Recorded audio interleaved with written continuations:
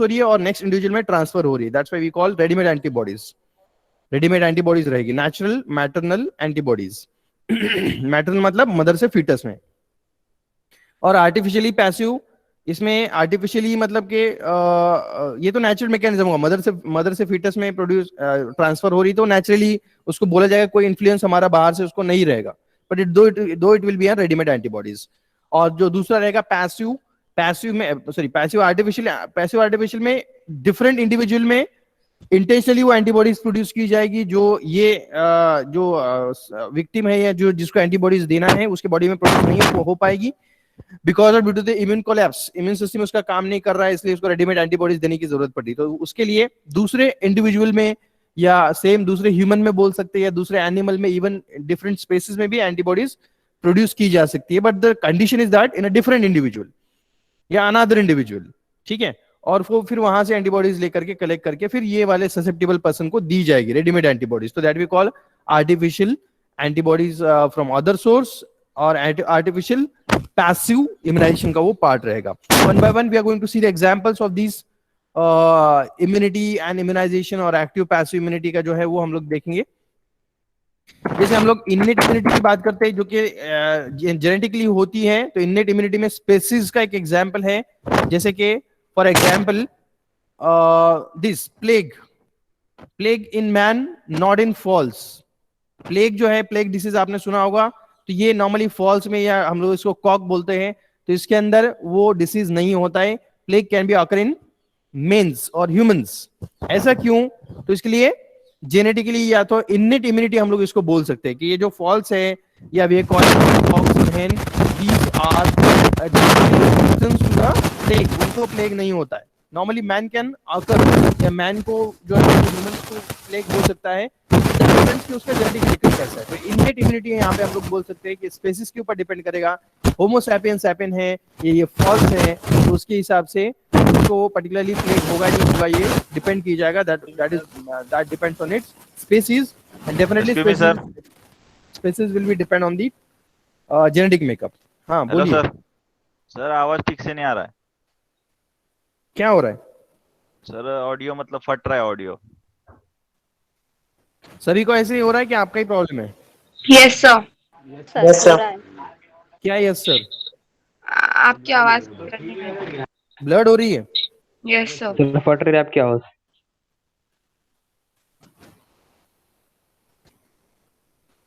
एक मिनट, मुझे चेक करना पड़ेगा system.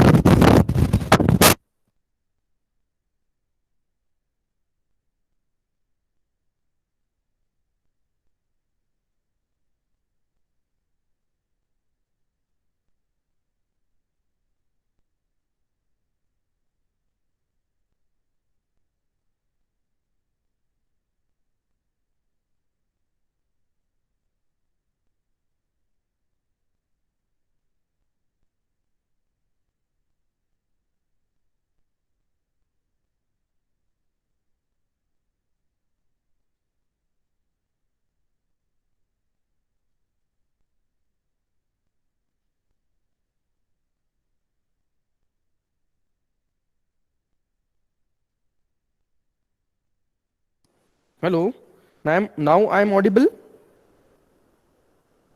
Yes sir. Clearly audible? Yes sir. Yes sir. Okay.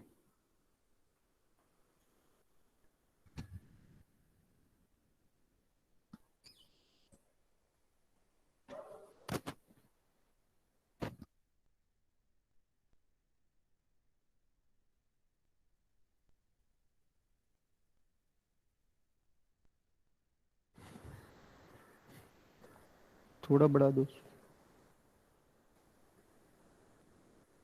Hello, so will continue the things, will continue और part of immunity, जो हम लोग इननेट इम्यूनिटी की बात कर रहे थे। एज आई टोल्ड के प्लेग का वो जो एग्जाम्पल है प्लेग वाला, वही बेस्ट एग्जाम्पल रहेगा जो शो करेगा कि इननेट इम्यूनिटी और जेनेटिक मेकअप की वजह से कौन सा डिसीज होगा या कौन सा नहीं होगा। ओके अभी हमने देखा नेक्स्ट टीबी। नेक्स्ट डिसीज का एग्जांपल देख रहे हैं जो कि जेनेटिक मेकअप या इनेट इम्यूनिटी का एग्जांपल रहेगा।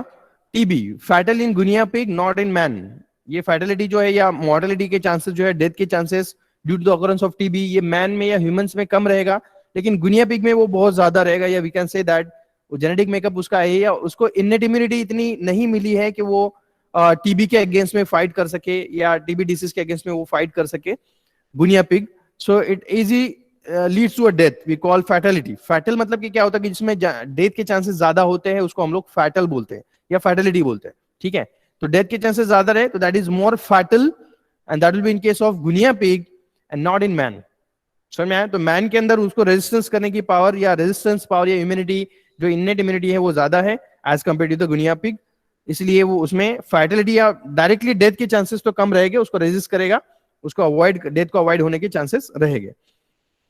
Next race. रेस में हम लोग बोलते हैं कि ये तो अभी हमने देखा डिफरेंट स्पेसिस, मतलब हम लोग ह्यूमंस को एनिमल्स के साथ कंपेयर करें। ह्यूमंस होमो सैपियन सैपियन ये अलग स्पेसिस है, एनिमल्स का अलग स्पेसिस है। तो स्पेसिस के डिफरेंस की वजह से भी जेनेटिक या इनेट इम्यूनिटी वहां पे मिल रहा था। पहले जो दो एग्जांपल्स हमने देखे जो कि प्लेग का था एज वेल एज टीबी वाला था। Next wrestle immunity. Wrestle immunity मतलब रेसेस, ह्यूमंस में ही या होमो सैपियन सैपियन में ही अलग अलग जो we can say that the variations होते हैं उसको हम लोग रेस बोलते हैं या रेसेस बोलते हैं। जैसे for example Negroes, African, Indians, ठीक है। तो दिस वी आर कॉलिंग, ये अमेरिकन जो होते हैं व्हाइट वी आर कॉलिंग।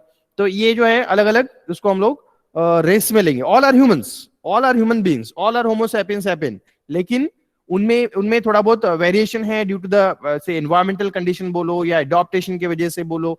तो ये जो रेसेस क्रिएट हुए हैं, even due to the race also there may be a chances of variation in the immunity. जैसे कि फॉर एग्जांपल अभी हम लोग देखेंगे example yellow fever. Yellow fever का हम लोग यहाँ पे एग्जांपल देख रहे हैं जो कि as far as the immunity is concern for yellow fever, so we'll give the example yellow fever, negroes has resistance than white। ये समझ में आ रहा है? निग्रोज जो होते हैं नॉर्मली साउथ अफ्रीकन, तो उनमें जो है वो येलो फीवर का लिए रेजिस्टेंस ज्यादा होता है as compare to white. Whites मतलब अमेरिकन हो गए, तो उनको व्हाइट्स हम लोग बोलते हैं नॉर्मली। ये रेसियल डिफरेंस होना नहीं चाहिए, डिस्क्रिमिनेशन तो होता नहीं है नॉर्मली, लेकिन हम लोग just as a part of immunity देख रहे हैं कि कौन से पर्टिकुलर पीपल में या कौन से रेसेस के लोगों में ये कौन से डिसीज के अगेंस्ट में इम्यूनिटी ज्यादा रहेगी, कौन से लोगों में कम रहेगी। Accordingly we can take a implementation, accordingly जो है वो फिर उसके हिसाब से वैक्सीनेशन प्रोग्राम भी कंट्री का डिसाइड होता है कि कौन से कंट्रीज में कौन से डिसीज ज्यादा फैटल है, ठीक है। तो उसके हिसाब से as far as in order to decide the immunization schedule by as per the guidelines of WHO, World Health Organization, by particular countries, individual countries immunization schedule decide करता है, तो उसके लिए वहां के लोगों का फिजियोलॉजी भी डिपेंड करता है, ये मुझे बोलना है, ठीक है। तो येलो फीवर का एक एग्जांपल है जो कि रेस के ऊपर डिपेंड करता है कि अलग रेस है, रेशियल डिफरेंस अगर है तो इम्यूनिटी में भी डिफरेंस आ जाता है, ठीक है। तो येलो फीवर का एग्जांपल हमने दिया, yellow fever, negroes has resistance to negroes has resistance to yellow fever than whites. अब पार्ट ऑफ जोक इसमें बोलना जाए चाहे तो निग्रोज या जो ये होते हैं south African normally they having a black colour, तो ब्लैक ऑलरेडी है तो उनको येलो फीवर तो नहीं होगा, येलो कलर उनका नहीं हो सकता। जो व्हाइट है उनका येलो कलर हो सकता है, ठीक है, just a part of joke. लेकिन ये जो होता है वो जेनेटिक मेकअप के ऊपर डिपेंड करता है, या we call these are the examples of innate immunity. Next individual. Individual के ऊपर तो डेफिनेटली इंडिविजुअल के जो फैक्टर्स है, जैसे कि एज है, तो हम लोग बोलते हैं कि एज में डिप्थीरिया इन चिल्ड्रंस, नॉर्मली डिप्थीरिया जो डिसीज है वो चिल्ड्रंस में हो सकता है, and that will B not in occur in adults. और जो जेरियाट्रिक्स है, ओल्ड एज पर्सन है, उनमें नॉर्मली डिप्थीरिया ये डिसीज नहीं देखा जाता। Diphtheria normally occur in childrens, मतलब वो एज के ऊपर डिपेंड करता है, समझ में आया? इंडिविजुअल के ऊपर भी कोई इम्यूनिटी के फैक्टर्स कुछ डिपेंड करते हैं। जैसे हम लोग बोल रहे हैं कि इंडिविजुअल में कौन सा फैक्टर रहेगा, इंडिविजुअल में कंपेयर करेंगे तो एज हम लोग लेंगे, एक फैक्टर लेंगे एज, तो एज के ऊपर भी डिपेंड करेगा। जैसे कि एग्जांपल है डिप्थीरिया, ठीक है, diphtheria normally occur in childrens, not in adults और not in geriatrics. Acquired immunity, अभी ये कुछ एग्जांपल्स हम लोग एक्वायर्ड इम्यूनिटी के देख रहे हैं। पहले तो देखा हमने इनेट इम्यूनिटी का, जिसमें ये सब रेशियल या इंडिविजुअल के ऊपर डिपेंड करेगा, या that depends on the species. Active immunity, acquired के सब टाइप्स है, active immunity and passive immunity. Active immunity किसको बोलते हैं हम लोग? कि active immunity is develop in a body either because of the infection, या जिसको हम लोग नेचुरल एक्सपोजर ऑफ डिसीज बोलते हैं, because of due to infection, और बाय इम्यूनाइजेशन, कि वैक्सीन लेकर के भी इम्यूनिटी डेवलप की जाती है एक्टिव इम्यूनिटी। एक्टिव इम्यूनिटी जो है वो, ये डिस्क्रिप्शन हम लोग देख रहे हैं, समझ के तो ले लिया है। Active immunity in the body means that the body has produces antibodies, own antibodies against the microorganisms, particular micro, और ये स्पेसिफिक रहेगी, स्पेसिफिक माइक्रोस के अगेंस्ट में स्पेसिफिक एंटीबॉडीज प्रोड्यूस होंगे। अगर हम लोग पोलियो का वैक्सीन ले रहे हैं तो पोलियो के अगेंस्ट में, पोलियो वायरस के अगेंस्ट में एंटीबॉडीज प्रोड्यूस होगी। If you are taking the BCG vaccine, तो जो ट्यूबरक्लोसिस है उसका, जो माइकोबैक्टीरियम ट्यूबरक्लोसिस बैक्टीरिया है, उसके अगेंस्ट में या पर्टिकुलर वो डिसीज के अगेंस्ट में इम्यूनिटी प्रोड्यूस होगी। ये स्पेसिफिक होता है, ठीक है। इसके लिए अलग अलग जो वैक्सीन दिए जाते हैं, या different different vaccine we are taking to develop the immunity for different diseases. ऐसा नहीं कि एक वैक्सीन ले लिया तो सभी डिसीज के अगेंस्ट में इम्यूनिटी डेवलप हो जाएंगी, सभी डिसीज के अगेंस्ट में एंटीबॉडीज रेडी हो जाएंगी, ताकि नेक्स्ट टाइम अगर वो डिसीज होगा या डिसीज होने के चांसेस रहेगी, या उस टाइप का माइक्रोब्स अगर आता है तो ये एंटीबॉडीज जाकर के उसको किल कर देंगी।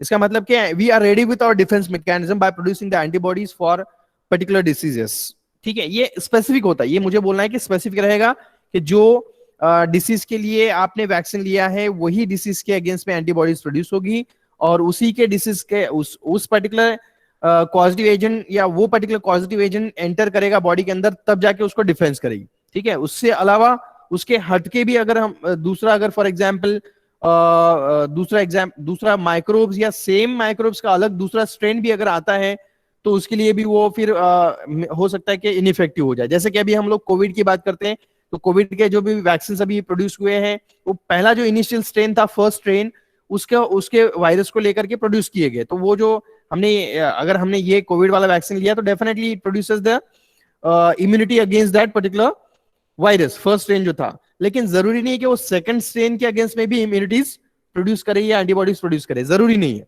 मुझे ये बोलना है कि अगर वो कर रहा है तो वेल एंड गुड, अगर नहीं कर रहा है सेकंड स्ट्रेन के अगेंस्ट में एंटीबॉडीज प्रोड्यूस, तो will be ineffective against the second strain, क्योंकि नाउअडेज अभी सेकंड स्ट्रेन का चल रहा है। सेकंड स्ट्रेन के अगेंस्ट में वो फर्स्ट वाला जो वैक्सीन है वो इफेक्टिव रहेगा या नहीं रहेगा, वो अभी हम लोग नहीं बोल सकते, ठीक है। रह भी सकता है, नहीं भी रह सकता है, देयर में बी पॉसिबिलिटीज, लेकिन चांसेस है कि 50-50% रहेगा।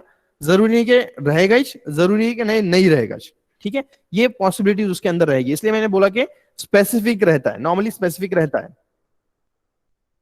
तो नेक्स्ट जो है पैसिव इम्यूनिटी। एक्टिव इम्यूनिटी का भी जस्ट हमने देखा एग्जांपल कि एक्टिव इम्यूनिटी जो है वो हम लोग वैक्सीन एंटीबॉडीज प्रोड्यूस करके against the particular micro organism by taking an immunisation और by taking an vaccinations. Active immunity consist of both antibodies and cell immunity. ये हम लोग आगे देखने वाले हैं कि एंटीबॉडीज और cell immunited immunities active immunity का कैसे रोल प्ले करती है। Passive immunity, as I told, readymade antibodies, introduction of the readymade antibodies may get develop into the another individual, definitely other individual में या another individual में हम लोग उसको डेवलप करेंगे, और ये वाला जो ससेप्टेबल इंडिविजुअल है उसको ट्रांसफर करेंगे। और even other species, as I told, कि जैसे कि एनिमल्स में भी एंटीबॉडीज प्रोड्यूस की जा सकती है, वो कलेक्ट करके ह्यूमंस में दी जा सकती है।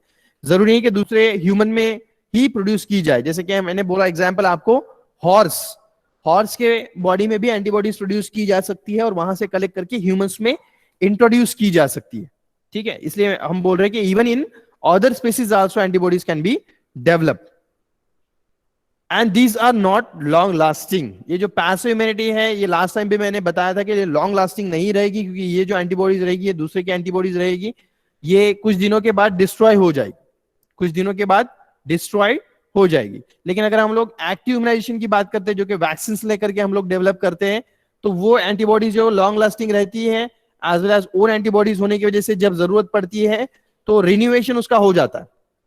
जैसे हम लोग बोल रहे हैं कि वैक्सीन लेने के बाद में एंटीबॉडीज प्रोड्यूस हो गई और वो antibodies as a memory cells वहां पे रहेगी, बॉडी के अंदर रहेगी।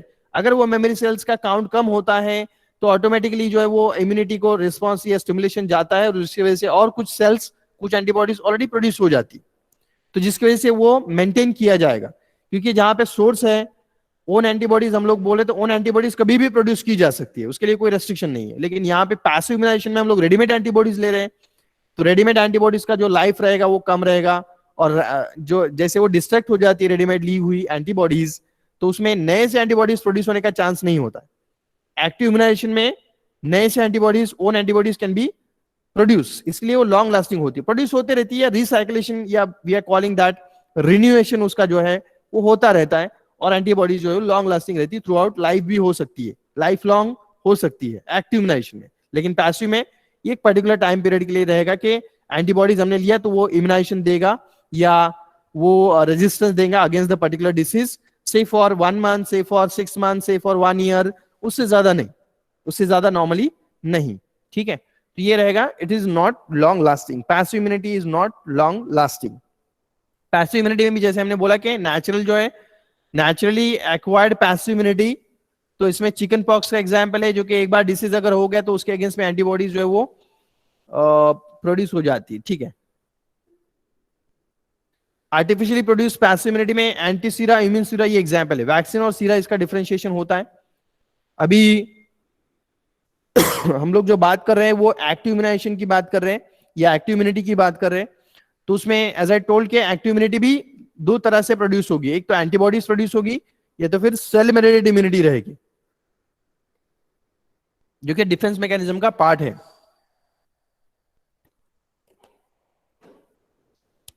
एंटीबॉडी मेडिएटेड इम्यूनिटी एक्टिव की, यहां पे हम लोग बात कर रहे हैं एक्टिव इम्यूनिटी की, ठीक है, ओन एंटीबॉडीज की या फिर ओन सेल्स की।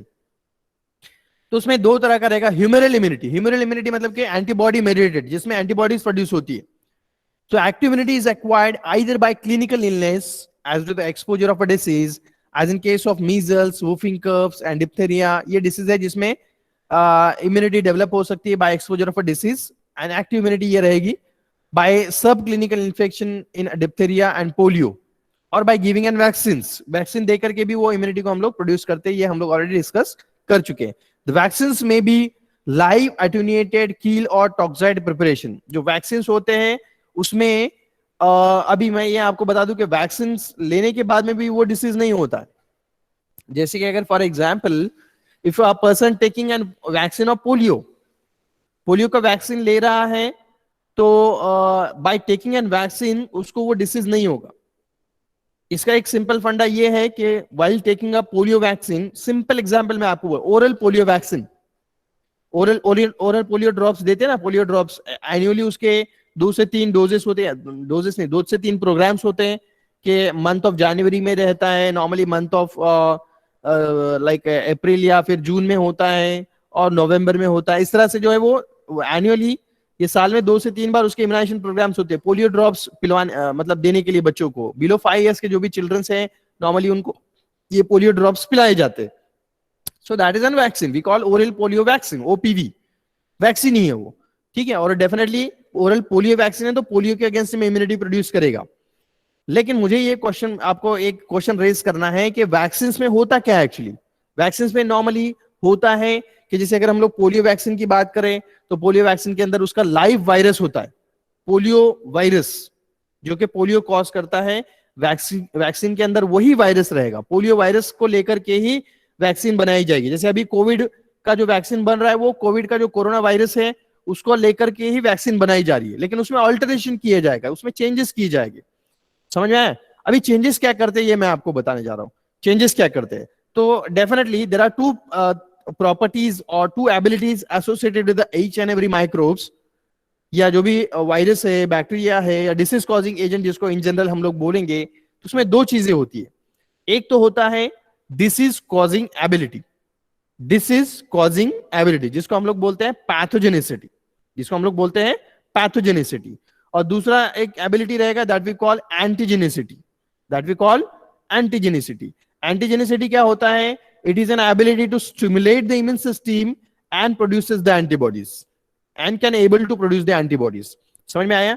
मतलब कोई भी माइक्रोब्स हो, whether it may be a bacteria, viruses, fungal, जो भी है, या कोई भी एक फॉरेन पार्टिकल या foreign material, foreign micro organism आप ले लो, तो उसके साथ 2 चीजें रह सकती है, 2 प्रॉपर्टीज रहेगी। As I told, first one pathogenicity, जिसको बोलते हैं हम लोग डिसीज कॉजिंग एबिलिटी, मतलब बॉडी के अंदर एंटर होने के बाद में वो डिसीज कॉज करेगा, दैट वी कॉल पैथोजेनिसिटी। और दूसरी एबिलिटी होती है कि बॉडी के अंदर एंटर होने के बाद that we have ability called antigenicity. Antigenicity मतलब that able to stimulate the immune system and produces the antibodies. ठीक है, तो जब जो नॉर्मल वायरस या नॉर्मल, जैसे ये पोलियो का, ठीक है, पोलियो का एग्जांपल ले लेंगे हम लोग, तो पोलियो का नॉर्मल वायरस जब इन्फेक्शन एज ए इन्फेक्शियस के लिए एंटर करेगा बॉडी के अंदर, तो उसके अंदर दोनों प्रॉपर्टी रहेगी. कौन कौन सी रहेगी? पैथोजेनिसिटी, मतलब कि डिसीज कॉजिंग एबिलिटी भी रहेगा, और एंटीजेनिसिटी, ताकि एंटीबॉडी प्रोड्यूस करने का एबिलिटी भी रहेगा. ठीक है, अभी ये बोला हमने normal virus, normal polio virus, तो वो क्या करेगा? ठीक है, एंटीबॉडीज प्रोड्यूस करेगा और डिसीज भी एस्टेब्लिश कर सकता है, क्योंकि उसमें वो जो प्रॉपर्टी है पैथोजेनिसिटी या डिसीज कॉजिंग एबिलिटी, वो रिटर्न है, नेचुरली उसके अंदर है. ठीक है, अभी वैक्सीन उसका बनाना है. वैक्सीन बनाते वक्त में क्या किया जाता है? वो पोलियो वायरस को लिया जाता है, उसमें प्रोसेसिंग किया जाता है. What the processing it will be done?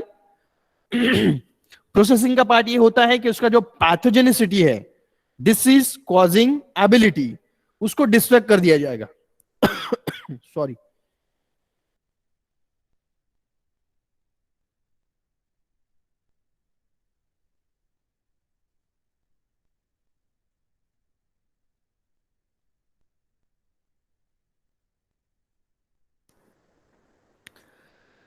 समझ में आ रहा है कि जो वैक्सीन बनाने के लिए वायरस तो लगेगा वैक्सीन बनाने के लिए, पोलियो वैक्सीन बनाने के लिए, और समटाइम लाइव वायरस लगेगा.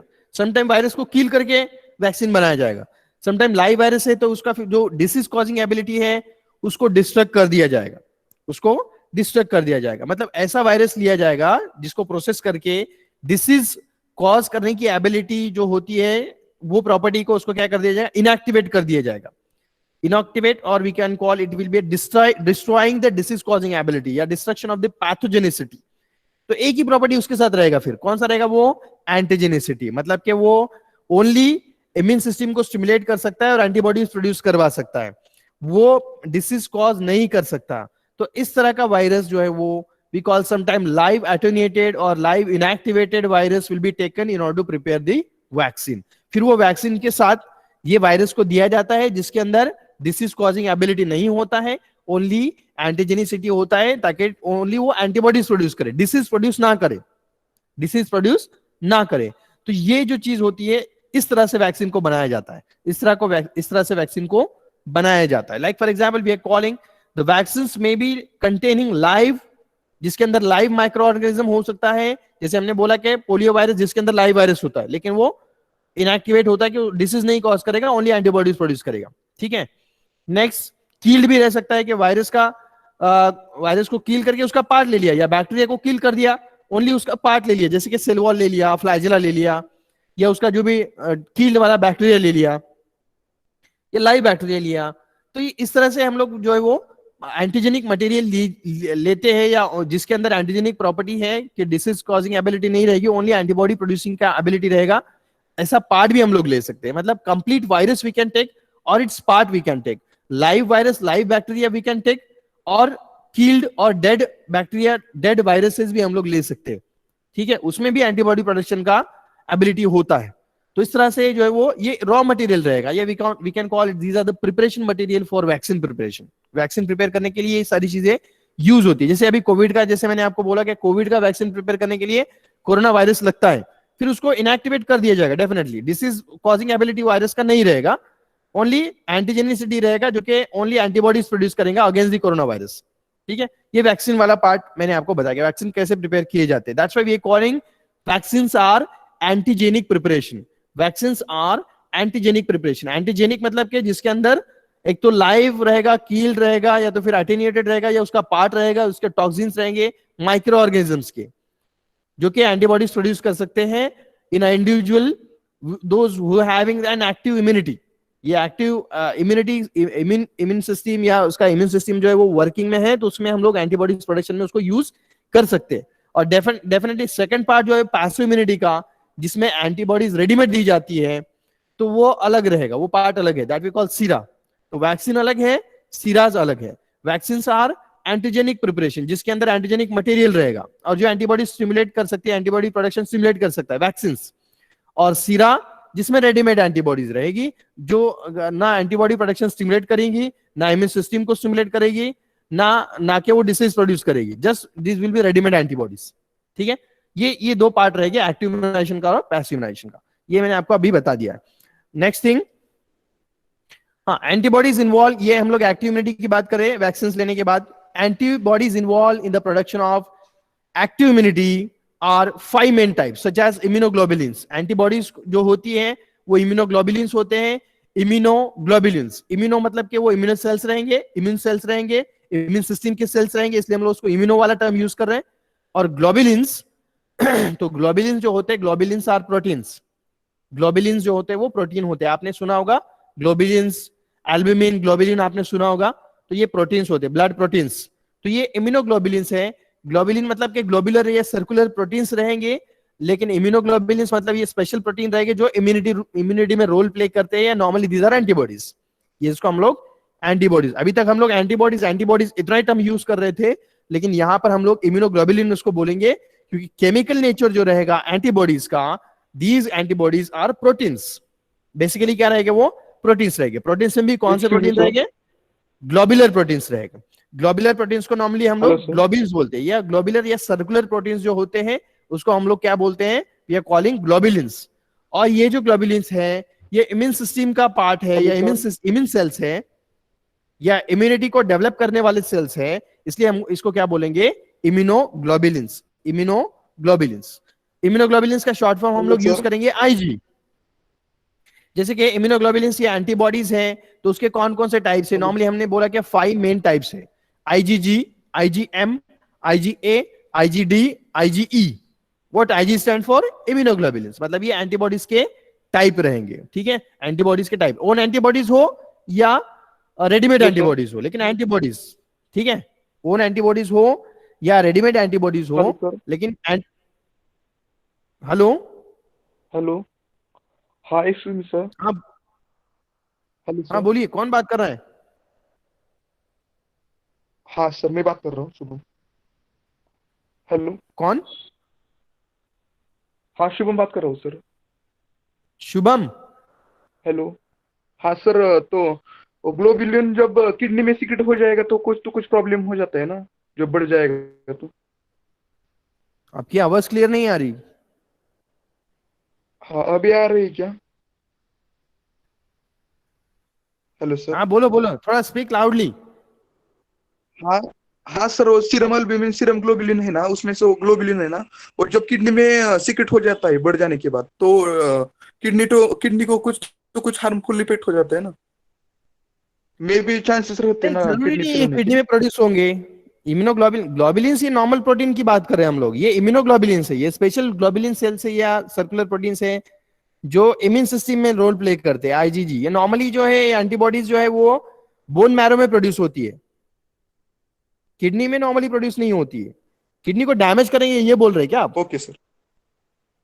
हाँ, जब सिक्रेशन ज्यादा हो जाएगा तो किडनी में डैमेज हो जाएगा ना किडनी, नहीं नहीं, नॉर्मली कैसा है, ऐसे बोल रहा हूँ।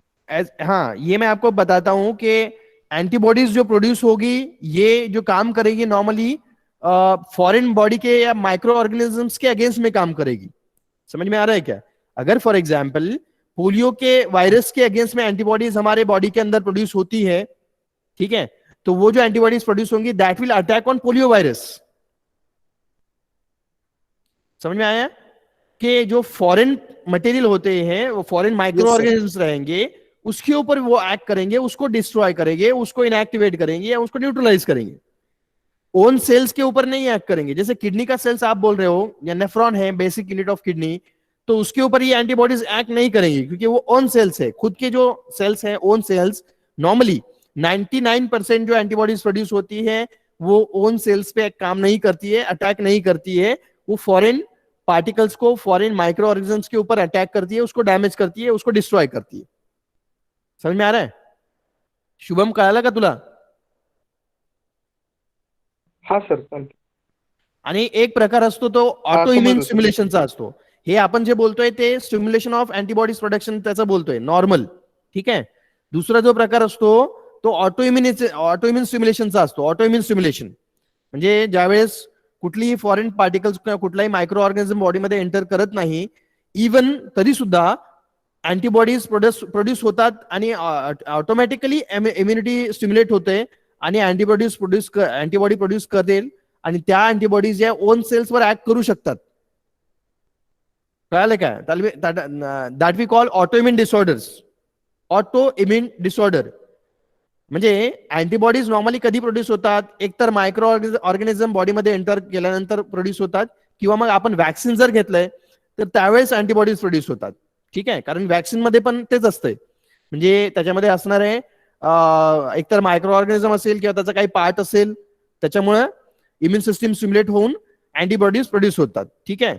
आता एक केस, जी एक्सेप्शनल केस आपण बोलू ऑटो इम्युन डिसऑर्डर मध्ये, त्याच्यामध्ये काय होतंय, ना मायक्रो ऑर्गॅनिझम एंटर करतोय ना आपण कुठली वॅक्सिन घेतोय, तरी सुद्धा ऑटोमॅटिकली इम्युनिटी स्टिम्युलेट होते आणि त्यावेळेस अँटीबॉडीज प्रोड्यूस होतात. आणि त्या अँटीबॉडीज ज्या आहेत त्या अँटीबॉडीज ज्या की एक्सेप्शनल केसेसमध्ये होतात, त्या अँटीबॉडीज ओन सेल्सला डॅमेज करू शकतात. ओन सेल्सला डॅमेज करू शकतात. फॉर एक्झाम्पल, स्किन सेल्सच्या अगेन्स्ट मध्ये अँटीबॉडीज काही प्रोड्यूस झाल्या, ऑटो इम्युन मध्ये म्हणतोय, नॉर्मली नाही. आपल्या ओन सेल्सच्या साठी किंवा अगेन्स्ट मध्ये काही अँटीबॉडीज जर प्रोड्यूस झाल्या स्किन सेल्स अगेन्स्ट मध्ये, तर त्या जाऊन स्किन सेलला डॅमेज करतील. जसं सोरियासिस आहे, तो ऐकलं असेल, सोरियासिस तो ऑटोइम्युन डिसऑर्डर आहे. त्याच्यामध्ये स्किन सेल्सच्या अगेन्स्ट मध्ये अँटीबॉडीज प्रोड्यूस होतात आणि त्या अँटीबॉडीज जाऊन मग त्या स्किन सेलला डॅमेज करतात आणि मग त्याला सोरियासिस आपण म्हणतो. स्किन जी आहे ती स्केली स्किन फॉर्म होते. किंवा मग सर्टन एक्झाम्पल्स आहे, फॉर एक्झाम्पल डायबिटीज. कधी कधी असं होतंय की एंटीबॉडीज जे हैं ऑटो इम्यून स्टिमुलेशन मुळे एंटीबॉडीज, या कभी कभी ऐसा होता है कि ऑटो इम्यून जो है रिस्पॉन्स, जिसको हम लोग बोलते हैं ऑटो इम्यून स्टिमुलेशन की वजह से कोई माइक्रोब्स एंटर नहीं करता है बॉडी में, कोई फॉरेन पार्टिकल एंटर नहीं करता है, फिर भी एंटीबॉडीज प्रोड्यूस हो सकती है, या ऑटोमेटिकली इम्यून सिस्टम स्टिमुलेट होता है और एंटीबॉडीज प्रोड्यूस करता है against the particular cells, own cells, जैसे कि beta cells of Langerhans, pancreatic cells या बीटा सेल्स ऑफ लैंगरहैंस. तो उसके अगेंस्ट में अगर ओन एंटीबॉडीज प्रोड्यूस हो गई तो वो एंटीबॉडीज जाकर के बीटा सेल्स को डैमेज कर देगी, या we can say that pancreatic cells को डैमेज कर देगी और पैनक्रियाट जो है वो इनएक्टिवेट हो जाएगा, या पैनक्रिया जो है वो डैमेज हो जाएगा और उसकी वजह से इंसुलिन प्रोड्यूस नहीं हो पाएगा. इंसुलिन प्रोड्यूस नहीं हुआ तो इंसुलिन डिपेंडेंट डायबिटीज मेलिटस या टाइप 1 डायबिटीज मेलिटस जिसको हम लोग बोलते हैं, वो डिसीज हो सकता है, वो डिसीज हो सकता है. समझ आए? ये ऑटोइम्यून के केस में रहेगा. नॉर्मली जब हम लोग वैक्सीन वगैरह लेते हैं तो वो एंटीबॉडीज डैमेज नहीं करती है ओन सेल्स को. क्लियर है? Anyone please reply. क्लियर है ये चीज? Yes sir. Yes sir. ठीक है. ऑटोइम्यून की हम लोग बात नहीं कर रहे हैं यहाँ पे. नॉर्मली हम लोग इम्यून सिस्टम स्टिमुलेशन की बात कर रहे हैं, जो कि नॉर्मली वैक्सीन वगैरह लेकर के स्टिमुलेट की जाती है. ठीक है. हाँ, तो we are talking about immunoglobulins. Immunoglobulins are antibodies. Chemically मैंने बोला कि प्रोटीन्स होते हैं और ये डिफरेंट टाइप्स के इम्यूनोग्लोबुलिन्स रहेंगे. IgG, IgM, IgA, IgD, IgE, ये सब एंटीबॉडीज के टाइप्स है. हाँ, ये immunoglobulins are produce in particularly lymphocytes. इसको लिम्फोसाइट भी बोला जाता है, which are normally produce in bone marrow. Antibodies normally bone marrow में प्रोड्यूस होती है, बोन मैरो में प्रोड्यूस होती है, जिसको हम लोग नॉर्मली बी लिम्फोसाइट्स बोलते हैं. केमिकली लिम्फोसाइट भी उसको बोला जाता है, इम्यूनोग्लोबुलिन्स भी वो होते हैं और ये नॉर्मली बोन मैरोज में प्रोड्यूस होते हैं. बोन मैरोज कहाँ होता है अगर आपको पता होगा तो anyone can give me a response. Bone marrow कहाँ लोकेटेड होता है?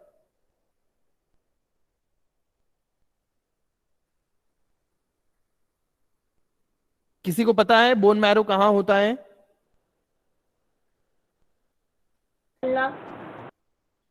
Bone.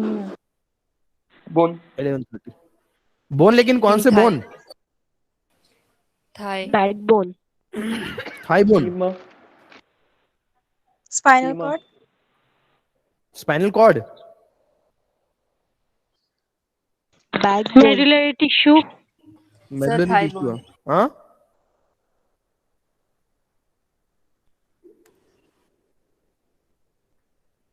Femur. Exactly, femur. Femur मतलब कि जो लॉन्ग बोन्स होते हैं, नॉर्मली लॉन्ग बोन्स में क्या रहेगा? ह्यूमरस है, फीमर है, टिबिया है, फिबिला है. तो ये जो लॉन्ग बोन्स होते हैं, ये अंदर से आपने देखा होगा कि हॉलो होते हैं, मतलब हॉलो कैविटी होती है लॉन्ग बोन्स के अंदर नॉर्मली. तो जो हॉलो बोन में जो मटेरियल फील होता है, soft tissues, that we call a bone marrow, that we call a bone marrow, मतलब bone marrow normally long bone में होता है, जिसका एग्जांपल हम लोग फीमर दे सकते हैं, ह्यूमरस दे सकते हैं, टीबिया फिबिला दे सकते हैं। फिबिला में तो नहीं, टीबिया में नॉर्मली रहेगा, जो कि वाइडर होता है टीबिया, तो उसके अंदर भी हॉलो कैविटी होती है, लॉन्ग हॉलो कैविटी होती है along the bone, and in that the soft tissues has been filled, that we call bone marrow. और ये बोन मैरो के अंदर जो हमारे सेल्स होते हैं, बोन मैरो के अंदर हमारे सेल्स प्रोड्यूस होते हैं। कौन से cells? Blood cells. Blood cells आपको पता है कौन कौन से ब्लड सेल्स हैं? डब्ल्यूबीसी है, आरबीसी है, प्लेटलेट्स है, प्लस दिस जो लिम्फोसाइट्स हम लोग बोल रहे हैं, एंटीबॉडीज, ये भी नॉर्मली बोन मैरो में प्रोड्यूस होती है। और इसके लिए जो कॉमन सेल होता है, स्टेम सेल होता है। स्टेम सेल, अभी यहाँ पे देखो, आप इमेज में आपको दिख रहा है, बोन मैरो के अंदर स्टेम सेल रहेगा, जो कि कॉमन प्रिकर्सर रहेगा, कॉमन स्टार्टिंग मटेरियल रहेगा, कॉमन स्टार्टिंग मटेरियल, जहां से अलग अलग फिर आगे जाके उसमें बाइफर्गेशन होके या फर्दर स्टेजेस में डिफरेंट डिफरेंट तरह के उसके सेल्स, उससे सेल्स प्रोड्यूस होंगे। जैसे हम लोग बोले कि stem cell is a common cell, common precursor cell, ये स्टार्टिंग सेल है, जिससे आगे चल के फिर डब्ल्यूबीसी, प्लेटलेट्स, आरबीसीज, ये अलग अलग सेल्स प्रोड्यूस होंगे। समझ में आ रहा है? और उसी तरह के कुछ सेल्स हैं जिसको हम लोग लिम्फोसाइट्स बोलते हैं, दैट वी कॉल लिम्फोसाइट्स और एंटीबॉडीज और इम्यूनोग्लोबुलिन्स। ये जो होते हैं ये बोन मैरो में प्रोड्यूस होते हैं, स्टेम सेल से आगे चल के प्रोड्यूस हो गए। फिर जो लिम्फोसाइट्स हैं, फिर लिम्फोसाइट में मैचुरेशन, क्योंकि इनिशियली जो लिम्फोसाइट प्रोड्यूस होगी वो इमैच्योर लिम्फोसाइट रहेगी। क्या रहेंगे? Immature lymphocytes. अभी इमैच्योर है तो subjected for maturation. Immature lymphocytes अगर फॉर्म हो रहे हैं तो फिर क्या होगा? मैचुरेशन के लिए वो प्रोसीड हो गए। मैचुरेशन के लिए प्रोसीड हो रहे हैं तो फिर उसका मैचुरेशन एग्जैक्टली कहां होता है? Basically these are lymphocytes, as I told, these are being produced in bone marrow. और लिम्फोसाइट, वो स्टार्टिंग में जो लिम्फोसाइट रहेंगे वो इमैच्योर लिम्फोसाइट रहेंगे, और इमैच्योर लिम्फोसाइट्स क्या होंगे? फर्दर फिर मैचुरेशन होंगे, या उनका मैचुरेशन होगा। तो मैचुरेशन डिपेंड करता है कि वो कहां हो रहा है। जैसे कि कुछ लिम्फोसाइट जो है वो थाइमस ग्लैंड में ट्रांसफर हो जाएगी, बोन मैरो में तो प्रोड्यूस हुए, नो प्रॉब्लम, लेकिन वो इमैच्योर है, तो immature for maturation they are being transfer to the thymus gland. Thymus gland कहां प्रेजेंट होता है? Normally it is present in thoracic cage. Thoracic cage जो स्टर्नम बोन है या टाई बोन है, उसके बैक एंड पे वो प्रेजेंट होता है, या उसके बैक साइड, या वी कॉल बैक एंड पे वो प्रेजेंट रहेगा थाइमस ग्लैंड। ये एक सेक्रेटरी ग्लैंड है, we call it's an exocrine gland, thymus gland. तो उसके अंदर जो फिर ब्लड सर्कुलेशन के थ्रू, बोन मैरो से ब्लड सर्कुलेशन के थ्रू, ये immature lymphocyte subjected for maturation will transfer to the thymus gland, और थाइमस ग्लैंड में फिर उसका मैचुरेशन होता है और फाइनल एंटीबॉडीज प्रोड्यूस होती है, that we call T lymphocytes, T cells. आप देख रहे हो ब्लू कलर के जो सेल्स हैं, जो एंटीबॉडीज हैं या लिम्फोसाइट्स हैं, and normally they are subjected for maturation into the thymus, that's why these are called as T lymphocytes। और जो कुछ lymphocytes है वो बोन मैरो के अंदर ही मैच्योर हो जाते हैं itself।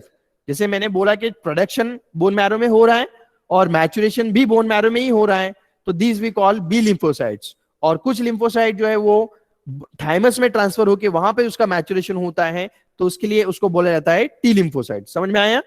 इमैच्योर लिम्फोसाइट का मैचुरेशन दो तरह से रहेगा, या दो साइड पे होगा। एक तो बोन मैरो के अंदर ही हो जाएगा, that we call B lymphocytes, और दूसरा जो है वो थाइमस के अंदर होगा, थाइमस के अंदर ट्रांसफर करके वहां पे मैचुरेशन होगा, that we call T lymphocytes. तो टी लिम्फोसाइट और B lymphocyte, sometime we call T cells, B cells.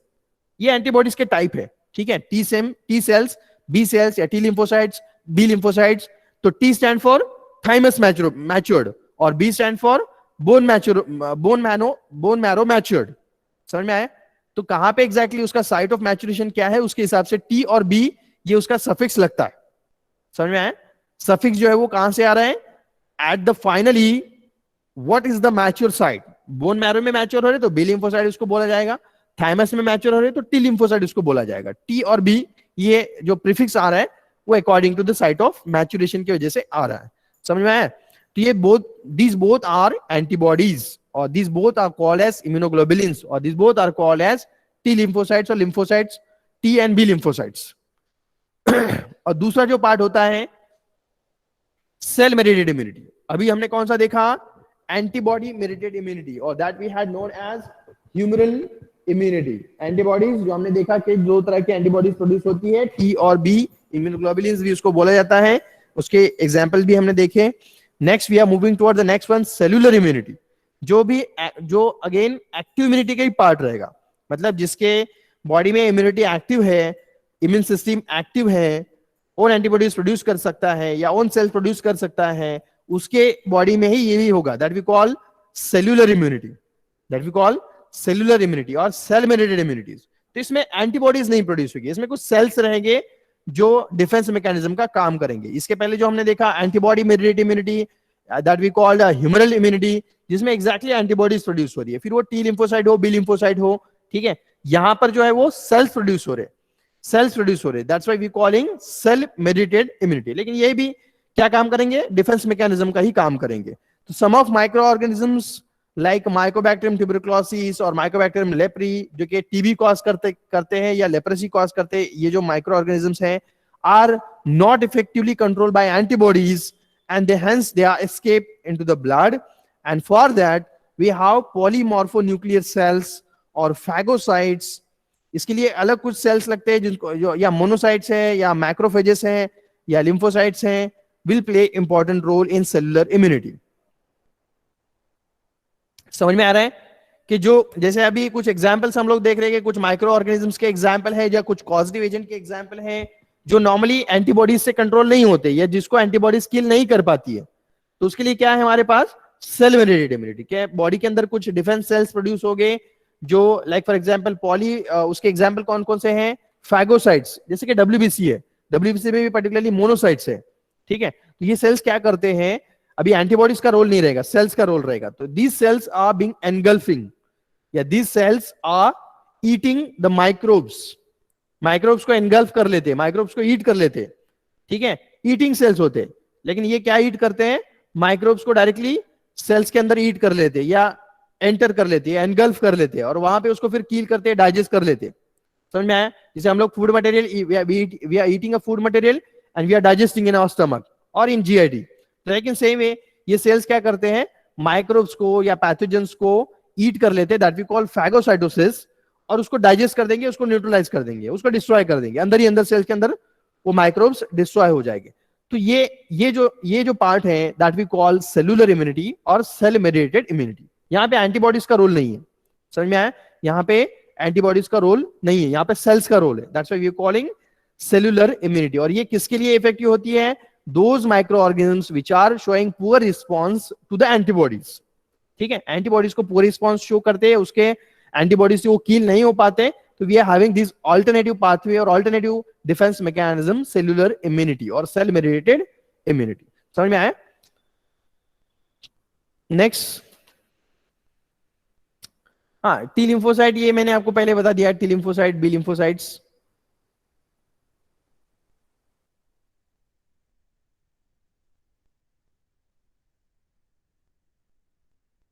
ये कुछ एनिमेशंस है, वो मैं ट्राई करता हूं कि मूडल के अंदर उसको शेयर करूं, क्योंकि यहाँ पे पॉसिबल नहीं है अभी।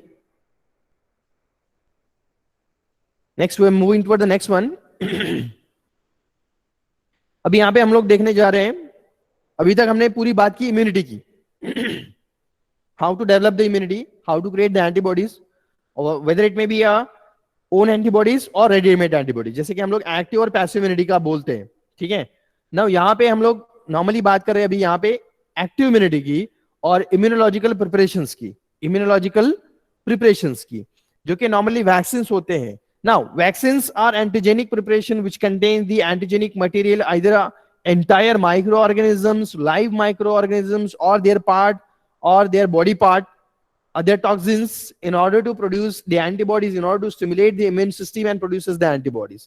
तो जो वैक्सीन होते हैं ये अलग अलग तरह के वैक्सीन होते हैं। हम लोग यहाँ पे टाइप्स ऑफ वैक्सीन देख रहे हैं। सिंपल वैक्सीन, सिंपल वैक्सीन में क्या रहेगा, it contains only a single species of micro organism या देयर पार्ट और देयर टॉक्सिन्स, ठीक है, that we call single species वाले जो होते हैं, जिसके अंदर एक ही स्पीसीज का माइक्रो ऑर्गेनिज्म प्रेजेंट रहेगा और ओनली एक डिसीज के अगेंस्ट में ही वो इम्यूनिटी प्रोड्यूस करेगा, that we call simple vaccine, only having one species of micro organisms. Next, mix vaccine, name itself indicating mix मतलब क्या रहेगा, एक से ज्यादा स्पीसीज के माइक्रो ऑर्गेनिजम्स उसके अंदर मिक्स रहेंगे या प्रेजेंट रहेंगे, और वो एक से ज्यादा ऐसा वैक्सीन जो मिक्स वैक्सीन रहेगा जो एक से ज्यादा डिसीज के अगेंस्ट में इम्यूनिटी प्रोड्यूस करेगा, क्योंकि डेफिनेटली उतने डिफरेंट टाइप्स के उसके अंदर माइक्रोब्स भी प्रेजेंट रहेंगे, उतने डिफरेंट टाइप्स के स्पीसीज ऑफ माइक्रोब प्रेजेंट रहेंगे, जिसकी वजह से डिफरेंट डिसीज के अगेंस्ट में इम्यूनिटी प्रोड्यूस होगी। For example hepatitis A, hepatitis B, तो ये दो स्पेसीज ऑफ माइक्रोब्स हैं, एक जो है हेपेटाइटिस ए के अगेंस्ट में एंटीबॉडीज प्रोड्यूस करेगा, दूसरा हेपेटाइटिस बी के अगेंस्ट में एंटीबॉडीज प्रोड्यूस करेगा। तो ये दो डिसीज के अगेंस्ट में इम्यूनाइजेशन देती है। It's a mix of mix vaccine which contains the hepatitis A virus, hepatitis B virus. Next example, DPT, diphtheria, pertussis, tetanus. Diphtheria, pertussis, tetanus. तो ये जो DPT है ये 3 डिसीज के अगेंस्ट में इम्यूनिटी प्रोड्यूस करता है, जिसके अंदर ऑब्वियसली DPT वैक्सीन के अंदर 3 तरह के माइक्रोब्स या 3 स्पीसीज के माइक्रोब्स प्रेजेंट रहेंगे। कौन कौन से? Diphtheria, pertussis and tetanus. ये 3 के माइक्रोब्स प्रेजेंट रहेंगे and that single vaccine can give or can build an immunity against these 3 diseases. Diphtheria, pertussis को हम लोग whooping cough भी बोलते हैं, as well as tuberculosis, tetanus. तो ये 3 डिसीज के अगेंस्ट में इम्यूनिटी प्रोड्यूस करेगा, and as it contains 3 varieties that we call mixed vaccine, 3 species. उसके बाद में वैक्सीन में हम लोग ऐसे भी उसको लाइक बाइफर्गेट कर सकते हैं या क्लासिफाई कर सकते हैं, यूनिवैलेंट वैक्सीन एंड दी मल्टीवैलेंट वैक्सीन या पॉलीवैलेंट वैक्सीन। यूनिवैलेंट में क्या रहेगा? यूनिवैलेंट में ओनली वन स्ट्रेन, जैसे कि अभी हम लोग जो बात कर रहे हैं उसका एग्जांपल यहां पे दिया है, नो प्रॉब्लम। कोविड का वैक्सीन जो अभी चल रहा है, कोविशील्ड हो या कोवैक्स हो, ठीक है, तो उसके अंदर सिंगल स्ट्रेन है, मतलब जो पहला स्ट्रेन देखा गया था कोरोना वायरस का वो स्ट्रेन उसके अंदर है, ठीक है। तो इसके लिए इसको क्या बोला जाएगा? यूनिवैलेंट वैक्सीन। अभी हम लोग अगर मल्टीवैलेंट या पॉलीवैलेंट वैक्सीन की बात करते हैं तो डिफरेंट स्ट्रेन रहेंगे। अगर फॉर एग्जांपल अभी तो सेकंड स्ट्रेन आया है, थर्ड स्ट्रेन अगर आता है, in case unfortunately third strain अगर आता है, तो ये सब स्ट्रेन को मिलाकर के अगर वैक्सीन प्रोड्यूस किया जा रहा है which will gives the immunity against the disease caused by any strain of the microbes या any strain of the virus, ठीक है। तो ऑल स्ट्रेन के अगेंस्ट में इफेक्टिव रहेगा, तो ऐसा वैक्सीन है उसको बोला जाएगा पॉलीवैलेंट वैक्सीन। अभी हम लोग ऐसा कंसीडर कर सकते हैं कि अभी जो वैक्सीन अवेलेबल है कोविड का, तो वो यूनिवैलेंट वैक्सीन है, ऐसे हम लोग बोल सकते हैं, ठीक है। तो यूनिवैलेंट और पॉलीवैलेंट में समझ में आया? Single strain and multiple strain, same virus है लेकिन स्ट्रेन अलग है, सेम वायरस है लेकिन स्ट्रेन अलग है, तो in that case univalent and polyvalent. और सिंपल और मिक्स को हमने क्या कौन से फॉर्म में उसको डिवाइड किया, कौन से फॉर्म में डिफरेंशिएट किया था? Depending on its species, not on strain. समझ में आया? सिंपल और मिक्स को हमने स्पेसिस के हिसाब से डिवाइड किया था, एक स्पेसिस है या एक से ज्यादा स्पेसिस है, simple and mix. Univalent and polyvalent इसको हम लोग कैसे डिवाइड कर रहे हैं? सिंगल स्ट्रेन है या मल्टीपल स्ट्रेन है, ठीक है, सेम वायरस है लेकिन सिंगल स्ट्रेन है या मल्टीपल स्ट्रेन है। सिंगल स्ट्रेन है वी कॉल यूनिवैलेंट, मल्टीपल स्ट्रेन जिसके अंदर रहेगा ऐसे वैक्सीन को हम लोग बोलेंगे पॉलीवैलेंट वैक्सीन, ठीक है। उसके बाद में पॉलीवैलेंट एग्जांपल है लाइक मीजल, मम्स, रुबेला, ये सब रहेगा। मिक्स और पॉलीवैलेंट का हम लोग इसको एग्जांपल ले सकते हैं, MMRV that we call measle, mumps, rubella, varicella. 4 disease के अगेंस्ट में वो इम्यूनिटी प्रोड्यूस करता है। हाँ, अभी ये जो क्लासिफिकेशन रहेगा वो अगेन वैक्सीन का ही क्लासिफिकेशन है, that we call classification of immunological preparation. Immunological preparation में 2 तरह के आते हैं, एक होता है वैक्सीन, दूसरा होता है sera. Vaccine and sera, vaccine as I told antigenic preparation, sera antibody preparation, antibody containing preparation. तो ये जो रहेगा वो नॉर्मली हम लोग वैक्सीन का देख रहे हैं, वैक्सीन कंटेनिंग लिविंग बैक्टीरिया, ऐसे वैक्सीन जिनके अंदर लाइव बैक्टीरिया होते, लाइव बट उसका जो पैथोजेनिसिटी रहेगा वो डिस्ट्रक्ट कर दिया जाएगा, इसके अंदर ओनली एंटीजेनिसिटी रहेगा, मतलब एंटीबॉडी प्रोड्यूसिंग एबिलिटी उसके अंदर रहेगा, डिसीज कॉजिंग एबिलिटी नहीं रहेगा। ऐसा ही कॉजेटिव एजेंट या ऐसा ही बैक्टीरिया लिया जाएगा जो कि लाइव रहेगा, तो वो वैक्सीन प्रोडक्शन में लिया जाएगा। फॉर एग्जांपल बीसीजी वैक्सीन आपने सुना होगा, this is the first vaccine which is given just after the birth, within few hours. ये जो है मोस्ट पॉपुलर, वर्ल्ड का पॉपुलर वैक्सीन है, that we call bacillus Calmette Guerin, BCG vaccine, जो कि सबसे पहले वैक्सीन लगता है after the birth, within few hours, few minutes भी हम लोग बोल सकते हैं। जैसे बर्थ हुआ वैसे फर्स्ट वैक्सीन लगता है बीसीजी वैक्सीन। और जो बीसीजी वैक्सीन है वो इम्यूनिटी देता है against the tuberculosis, against the disease tuberculosis. और ये जो वैक्सीन है बीसीजी वैक्सीन, इसके अंदर होता है लाइव बैक्टीरिया, लेकिन live with destroying its pathogenic activity, inactivation of its pathogenic activity, only antigenicity रहेगा जो कि एंटीबॉडीज प्रोड्यूस करेगा, disease produce नहीं करेगा। तो live virus containing live bacteria containing vaccine का एग्जाम्पल अगर पुट करना चाहो तो वो रहेगा BCG। Next, vaccine containing dead bacteria, bacteria लेकिन उसको डेड करके डाला गया है, जैसे for example cholera cholera vibrio, this is the positive agent, या जो ये जो बैक्टीरिया है वो कॉलेरा डिसीज प्रोड्यूस करता है, और कॉलेरा के अगेंस्ट में अगर इम्यूनिटी प्रोड्यूस करना है तो उसके लिए जो वैक्सीन लिया जाता है cholera vaccine, we are calling that will having dead bacteria. या पर्टुसिस है, उसके बाद में प्लेग है, टाइफाइड है, तो ये जो पर्टिकुलरली इसके जो पॉजिटिव एजेंट है बैक्टीरिया है उसको डेड करके इसके वैक्सीन प्रिपेयर किए जाते हैं against this diseases. And as I told कि जो डिसीज जो पॉजिटिव एजेंट लिया जाएगा पर्टिकुलरली उसी डिसीज के अगेंस्ट में वो इम्यूनिटी प्रोड्यूस करेगा। जैसे कॉलरा का बैक्टीरिया लिया गया तो कॉलरा के अगेंस्ट में इम्यूनिटी प्रोड्यूस होगी, उसको लाइक कॉलरा नहीं होगा अगर वो वैक्सीन लिया गया हो। नेक्स्ट, वैक्सीन कंटेनिंग किल रिकेट्सिया। अभी rickettsia one of the type of microbes जिसमें किल्ड मतलब कि डेड रहेगा, rickettsia. Typhus vaccine, vaccine containing living virus, vaccine है जो नॉर्मली वायरस लेके प्रिपेयर किए जा रहे हैं लेकिन लिविंग वायरस लाइव वायरस लिए जा रहे हैं, जिसका एग्जांपल मैंने आपको पोलियोमाइलिटिस भी बोला था। Normally we are calling polio. Measles के लिए जो वैक्सीन होता है, स्मॉल पॉक्स, चिकन पॉक्स के लिए जो वैक्सीन होता है, नॉर्मली चिकन पॉक्स के लिए वैक्सीन की जरूरत नहीं है क्योंकि chicken pox will give the that we call a natural immunity या नेचुरल एक्टिव इम्यूनिटी दे देता है चिकन पॉक्स। एक बार अगर वो डिसीज हो गया तो उसके बाद में नेक्स्ट टाइम नहीं होगा क्योंकि इम्यूनिटी बिल्डअप हो जाएगी, एंटीबॉडीज या मेमोरी सेल्स प्रोड्यूस हो जाएगी। स्मॉल पॉक्स ये है, इसके अगेंस्ट में वी हैव एन वैक्सीन या इम्यूनाइजेशन या इम्यूनोलॉजिकल प्रिपरेशन अवेलेबल है। Small pox, poliomyelitis vaccine is a popular vaccine, we call polio vaccine, oral polio vaccine OPV। इसके अंदर भी लाइव वायरस होता है, ये मैंने आपको पहले बताया। येलो फीवर वाला जो वैक्सीन होता है उसके अंदर भी लाइव वायरस रहेगा। वैक्सीन कंटेनिंग टॉक्साइड, टॉक्साइड मतलब कि क्या होते हैं, टॉक्साइड मतलब कि ये टॉक्सिन्स रहेगी ना इसको हम लोग बोलेंगे लाइव वायरस या लाइव बैक्टीरिया या कील्ड या डेड बैक्टीरिया, डेड वायरस या उसका कुछ पार्ट, ये भी नहीं रहेगा। जैसे कि फ्लैजेला लिया जाता है या सेल वॉल लिया जाता है या कुछ उसका कुछ प्रोटीन पार्ट लिया जाता है वायरस का या बैक्टीरिया का in order to prepare the vaccine, तो वो भी नहीं रहेगा। इसमें क्या रहेगा, वैक्सीन कंटेनिंग टॉक्साइड, टॉक्साइड मतलब कि toxins. We know there are different types of toxins are being produced normally by the bacteria, viruses normally toxins produce नहीं करते हैं, bacteria are producing toxins, और दो तरह के टॉक्सिन बैक्टीरिया प्रोड्यूस करते हैं, एक होता है एंडोटॉक्सिन, दूसरा रहेगा एक्सोटॉक्सिन।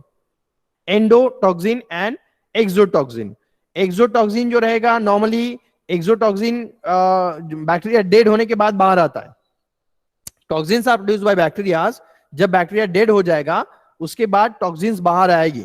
जैसे कि नॉर्मली उसका एग्जांपल अगर लेना है तो टिटेनस, टिटेनस के लिए जो बैक्टीरिया है we call clostridium tetani, clostridium tetani जो कि टिटेनस कॉज करता है, तो वो नॉर्मली वो बैक्टीरिया जो है वो टॉक्सिन्स प्रोड्यूस करता है और बहुत ज्यादा वो जो टॉक्सिन्स होते हैं बहुत ज्यादा डेंजरस होते हैं, जो कि नॉर्मली जो पूरा बॉडी पार्ट है उसको डिस्ट्रक्ट कर देते हैं, उसको डिस्ट्रॉय कर देते हैं, उसको लाइक वी कॉल सेप्सिस कर देते हैं या उसको सड़ा देते हैं, सिंपल उसको डिस्ट्रॉय कर देते, उसको सड़ जाता है बॉडी पार्ट जहां पे टिटेनस हुआ है, धनुर्वात हुआ है due to the production of the toxins by this bacteria clostridium tetani, वो पार्ट पूरा जो है वो डिस्ट्रैक्ट हो जाता है, सड़ जाता है। इसके लिए उसको आइसोलेट करना पड़ता है। वो पर्टिकुलरली अगर फॉर एग्जांपल लिम्स में या हैंड में अगर वो हुआ है टिटेनस तो उसको वहां से उसका पूरा हैंड आइसोलेट करना पड़ता है, ठीक है, to be isolated from body itself.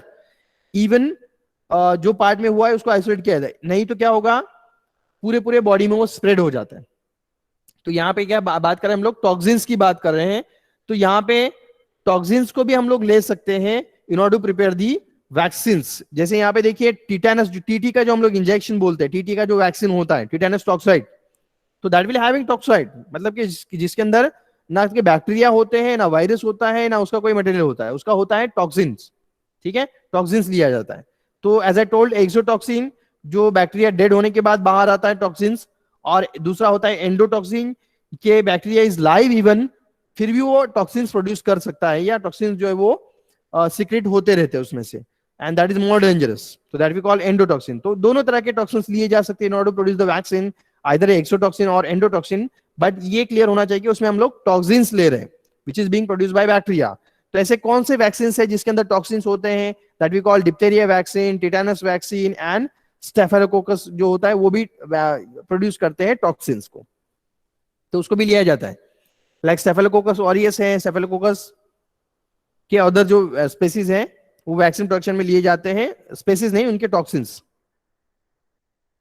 हाँ, अभी हमने जो देखा है that we have seen the immunity. Immunity क्या होती है, कौन से तरह की होती है, एक्टिव इम्यूनिटी, पैसिव इम्यूनिटी। उसके बाद हमने देखा कि immunization that we have seen immunological preparations, जिसमें हमने फोकस किया था वैक्सीन्स को।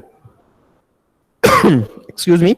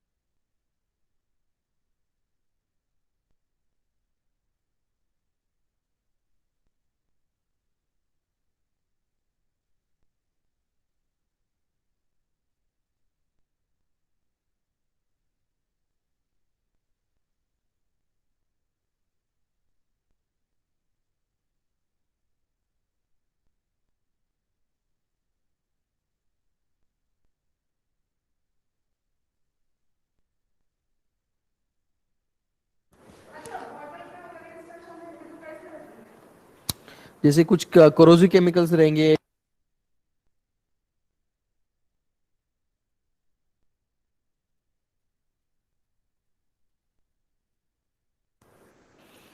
हेलो। हाँ, तो हम लोग यहाँ पे देख रहे हैं इम्यूनाइजेशन शेड्यूल। इम्यूनाइजेशन शेड्यूल मतलब क्या रहेगा कि कौन से शेड्यूल वाइज इम्यूनाइजेशन दिया जाएगा। जैसे कि normally immunization schedule it has been decide by each and every country, और हर एक कंट्री का इम्यूनाइजेशन शेड्यूल अलग हो सकता है। इम्यूनाइजेशन शेड्यूल मतलब क्या, कि जिसके अंदर वैक्सीन जो दिए जाते हैं normally at the age of 5 year, at the age of 10 years to the childrens और to the new borns, infants. तो कौन कौन से सीक्वेंस में दिया जाएगा, या कौन से स्टेप्स में दिया जाएगा, या कौन से एज ग्रुप के हिसाब से क्या क्या वैक्सीन दिया जाएगा, और उसका जो शेड्यूल होता है, टाइम टेबल होता है, उसको हम लोग बोलते हैं इम्यूनाइजेशन शेड्यूल। अभी ये जो टाइम टेबल डिसाइड किया जाएगा, ये किस लिए डिसाइड किया जाएगा, that is to give the immunization और give build up the immunity which give the protection against the communicable diseases. For example, diphtheria है, pertussis है, tetanus है, polio है, tuberculosis है, measles है। ऐसे जो communicable diseases होते हैं उसके अगेंस्ट में immunity develop हो जाए, build up हो जाए to the in an individual और in an children's और in an infants, तो उसके लिए एक शेड्यूल होता है, टाइम टेबल होता है, उसको हम लोग इम्यूनाइजेशन शेड्यूल बोलते हैं। समझ में आया? इम्यूनाइजेशन शेड्यूल मतलब कि simple, it's a time table for taking an vaccine जो डिसाइड है बाय पर्टिकुलर कंट्रीज, और वो जो प्रिपेयर किया जाता है वो डब्ल्यूएचओ के गाइडलाइंस के हिसाब से प्रिपेयर किया जाता है। और दूसरी चीज, फिजियोलॉजिकल कंडीशन, एनवायरमेंटल कंडीशन या टेरिटोरियल कंडीशन जो होती है कंट्री की, कि वो पर्टिकुलर कंट्रीज के अंदर कौन से डिसीज डोमिनेंट है, कौन से कम्युनिकेबल डिसीज ज्यादा होते हैं, या कौन से कम्युनिकेबल डिसीज की वजह से इजीली डेथ होती है। तो ऐसे डिसीज का लिस्ट निकाला जाता है और उस पर फिर वैक्सीन प्रिपेयर करके वही vaccine as per the time table, as per the schedule दिए जाते हैं, that we call immunization schedule. अभी इम्यूनाइजेशन शेड्यूल जो है वो all the countries have their own immunization schedule as I told, which is based on their local needs and feasibility. Local needs जो है वो क्या, कौन कौन सी चीजों पे देखी जाती है। These schedule may vary from region to region. While deciding the immunization schedule, the following points has to be taken into the consideration. Which are these points? Age of the children's, age group of the children's, availability and effectiveness of the vaccines, cost of the vaccines, cost क्या है vaccines का। उसके बाद में minimum number of visit to the health centers by mother and children to take a vaccines, ये भी देखा जाता है, या ये भी चीज कन्वीनियंसी देखी जाती है कि कम से कम टाइम जो है, या कम से कम बार वैक्सीन लेने के लिए बच्चों को या मदर्स को to bring their children to take the vaccine, ये वैक्सीनेशन के लिए लेने मतलब लेकर के आएंगे हॉस्पिटल में, तो इसको मिनिमाइज किया जाएगा कि नंबर ऑफ टाइम्स, बहुत ज्यादा बार उसको आने की जरूरत ना पड़े, कम से कम टाइम्स आकर के, मिनिमम ओकेजन में आकर के वो वैक्सीन, सारे वैक्सीन उनको दे दिए जाए। ये भी देखा जाता है एक्चुअली। नहीं तो पूरा बहुत बार आने की जरूरत पड़ी है, हर मंथ एवरी मंथ वैक्सीन लेने के लिए हॉस्पिटल जाना पड़ रहा है, तो ये चीज जो है वो फिजिबल नहीं होती है। वो भी चीज यहाँ पे देखी जाती है कि कैसे उसको मिनिमाइज किया जाए। A program named as expanded program of immunization EPI was started by WHO in 1974 throughout the world. के एक कॉमन प्रोग्राम था बाय WHO के इम्यूनाइजेशन होना चाहिए, वो WHO ने 1974 में दिया गया था. That was common programme we called extended programme of immunization, जो कि सारे कंट्रीज के लिए कॉमन था.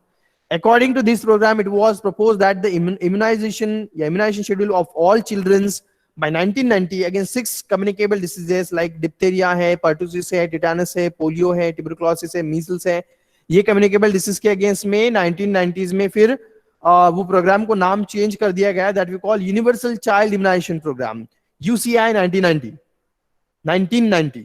समझ में आया? पहले तो 1974 में कॉमन था, उसके बाद में उसमें कुछ चेंजेस किए गए हैं depending on the territory, depending on the countries, need of the countries and about जो पैरामीटर कंसीडर करके चेंजेस किए गए थे, that we call universal child immunization programme, that we call UCI 1990. According to this program, every child must be immunized in the first year of its age. मतलब पहले साल में maximum उसको immunisation हो जाना चाहिए, मैक्सिमम वैक्सीन दे करके होना चाहिए अगेंस्ट दिस कम्युनिकेबल डिसीज में, उस या जो 6 कम्युनिकेबल डिसीज हैं उसके अगेंस्ट में उसमें इम्यूनिटी डेवलप हो जाना चाहिए. इस तरह से इम्यूनाइजेशन शेड्यूल को डिसाइड किया जाएगा. जैसे आप देख रहे हो यहाँ पर इम्यूनाइजेशन शेड्यूल मैंने आपको डिस्प्ले किया है. सो इसमें आप देख सकते हो this is the immunization schedule of a country that is India. तो ये है इम्यूनाइजेशन शेड्यूल जिसमें पर्टिकुलर एज ग्रुप के हिसाब से कौन सा वैक्सीन दिया जाएगा वो दिया जाता है. Like for example 0 to 1st, मतलब के from the birth to the 15 days, इसमें ओरल पोलियो वैक्सीन एक दिया जाता है, और दूसरा एक्सक्यूज मी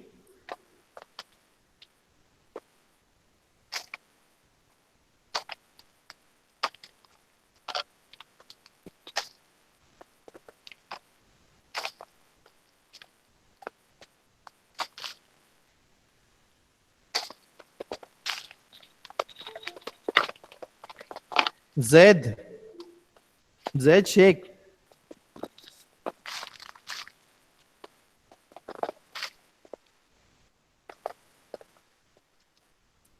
जैद आप म्यूट करो.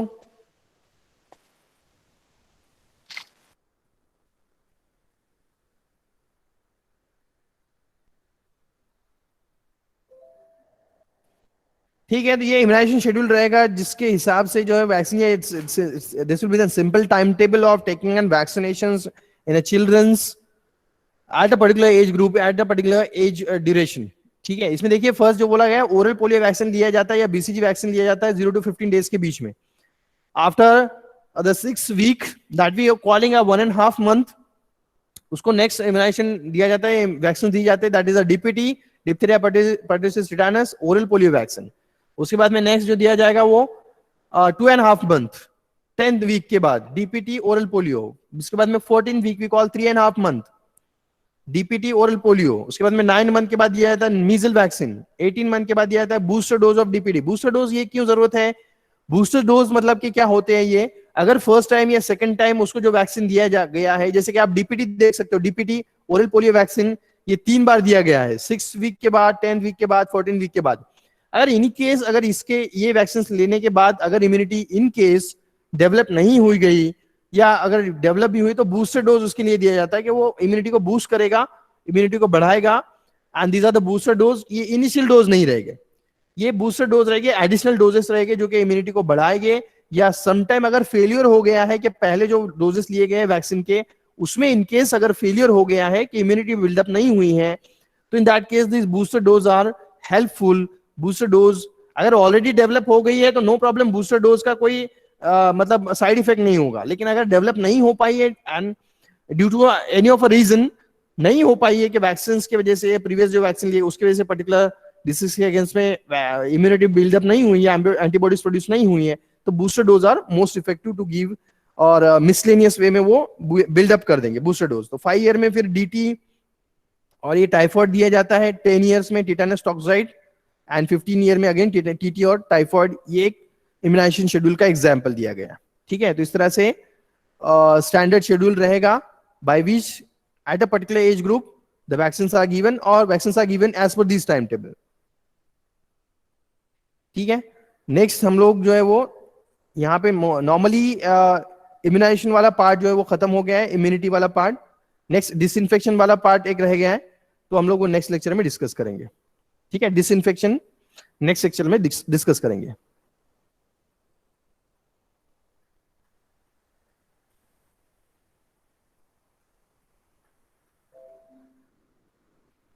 Give your attendance. Roll number 1. Present, sir. Roll number 2. Present, sir. 3. Present, sir. 4. 5. Present, sir. 6. Present, sir. 7. Present, sir. 8. Present, sir. 9. Present, sir. 10. Present, sir. 11. Present, sir. 12. Roll number 12. Present, sir. 13. Present, sir.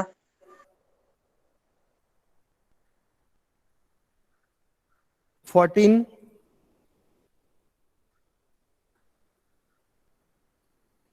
14. 15. Present, sir. 16. Present, sir. 17. Present, sir. 18. Present, sir. अरे 18, roll number 18 रजा अहमद. आप कभी join किए? Present, sir. कभी join किए sir आप? Yes, sir. Late join हुआ, sir. अभी join किया? अभी तो अभी फर्स्ट लेक्चर में तो आपका एब्सेंटी लगेगा. Second Yes. में अभी सर चाहे तो प्रेजेंट लगा देंगे आपको. ठीक है. 19. Present, sir. 20. Present, sir. 21. Present, sir. 22. Present, sir. 23. Present, sir. 24. Present, sir. 25. Present, sir. 26. Present, sir. 27. Present, sir. 28. Present, sir. 29. Present, sir. 30. Present, sir. 31. Present, sir. 32. Present, sir. 33. Present, sir. 34. Present, sir. 35. Present, sir. 36. Present, sir. 37. Present, sir. 38. Present, sir. 39. Present, sir.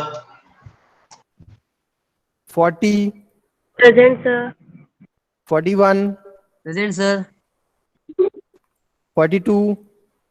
Present. 43. Present, sir. 44. Present.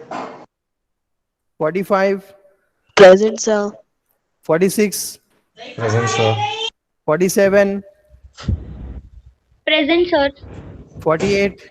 Present, sir. 49. Present, sir. 50. Present, sir. 51. Present, sir. Sir, 49 present. 49 attendance क्यों present. नहीं दिया आपने? Sir दिया ना मैंने, present sir बोला कभी है. बोला? मुझे तो नहीं सुनाई दिया. ठीक है. Next 52. Present, sir. 53. Present, sir. 54. 54. 55. Present, sir. 56. Present, sir. 57. 58. 57. Present, sir. 57. Umar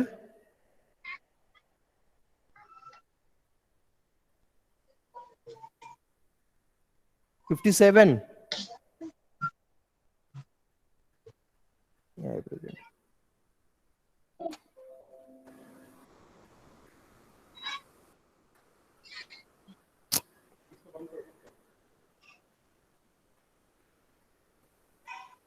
$58, Present, sir.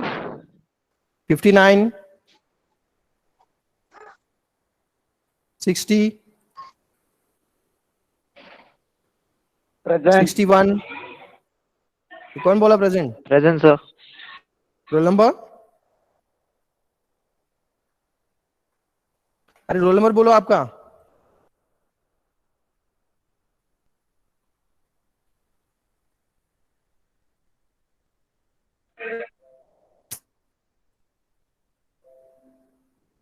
कौन बोला समझ में आया सर? 60 बोला क्या?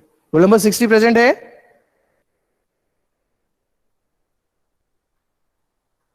Present, sir. Roll number 60? Present. 61? Present, sir. अरे ये क्या हुआ ये?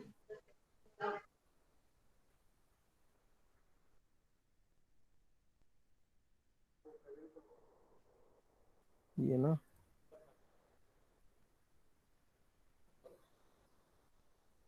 ये प्रेजेंट है, ऐसा हो रहा है। 61, Present, sir. 62, Present, sir. Okay ठीक है, थैंक यू। नेक्स्ट लेक्चर अभी एचपी का होगा, सेम लिंक पे आपको कंटिन्यू करना है। हाँ Excuse me, sir. 12 is हाँ बोलिए, present. कौन? रोल नंबर बताइए, सर 12 नंबर पे आपने एब्सेंटी लगाई। नंबर बोलिए ना मैडम। रोल नंबर 12 कहाँ लगा है एब्सेंटी? हाँ, रोल नंबर 12। हाँ रोल नंबर 12 का ही बता रहा हूँ मैडम। लगा दूं क्या यहाँ पे? एब्सेंटी कर दूं क्या? अटेंडेंस प्रेजेंट ही तो हो गया है, अभी दूसरा ऑप्शन वही है कि एब्सेंटी लगाना है वहां पे। क्या करना है? दिख रहा है क्या आपको? प्रेजेंट है कि एब्सेंटी है पहले? नो सर, उधर एब्सेंट दिखा मुझे। अरे सामने आपको दिख रहा है, अभी क्या दिख रहा है? Okay sir. ठीक है, सर नहीं दिख रहा, इधर नेटवर्क इशू है ना, दिख रहा नहीं है। नहीं लगा है मैडम, आपका अटेंडेंस लग गया है।